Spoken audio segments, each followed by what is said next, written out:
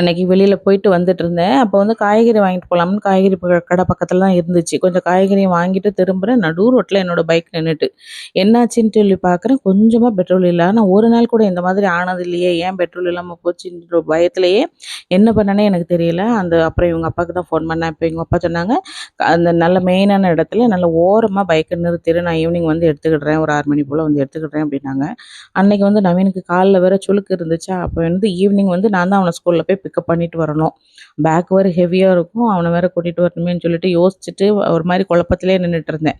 அப்ப சரி நம்ம ஆட்டோனாலும் புடிச்சு போய்க்கலாம் ஈவினிங் அப்டின்ட்டு நெனச்சிட்டு இருந்தேன். ஆனா வந்து பைக் வந்து எவ்வளோ சேஃப்டியா இருக்குங்கிறது எனக்கு தெரியல பக்கத்துல. அப்டின்ட்டு தான் எனக்கு யோசிச்சுட்டே இருந்தேன். அப்புறம் டக்குனு எனக்கு ஒரு சார் ஞாபகம் வந்துச்சு. அவங்களுக்கு நான் ஃபோன் பண்ணேன். டக்குன்னு யார்ட்டயுமே நான் வந்து ஹெல்ப்ன்னு கேட்டுற மாட்டேன். இருந்தாலும் எனக்கு ஏதோ அவங்ககிட்ட கேட்கணும்னு தோணுச்சுன்றதுனால கேட்டேன். அவங்க ஒண்ணும் எதுவுமே சொல்லல. நான் நெனச்சேன் அவங்க ஏதாவது மெக்கானிக் அனுப்புவாங்க அப்படின்னு தான் நெனச்சேன்.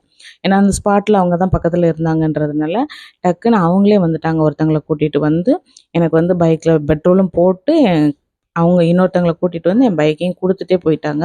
அது வந்து எனக்கு ரொம்ப பிடிச்சிருந்துச்சு. அப்ப கடவுளுக்கும், அவங்களுக்கும் ரொம்ப தேங்க்ஸ் சொல்லிட்டு, அப்படியே அங்கேருந்து கிளம்பி வந்தாச்சு. வந்து அப்படியே அந்த அந்த ஒரு பதட்டத்திலேயே தான் உள்ள வந்தேன்.